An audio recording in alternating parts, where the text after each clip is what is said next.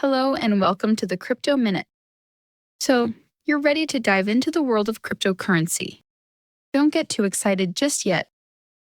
First, let's take a look at how to spot and avoid some common scams you might encounter. An important rule for life is if it seems too good to be true, it most likely is.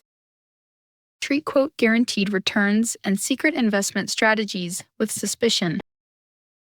Scammers often make elaborate fake websites or social media profiles to lure in victims. Double and triple check URLs and look for user reviews from multiple sources. And remember, never give out your security keys or sensitive personal information. A legitimate crypto platform will never ask its clients for either.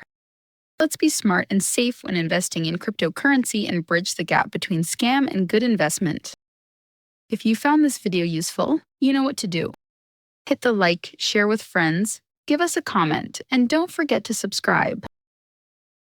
Thanks for watching.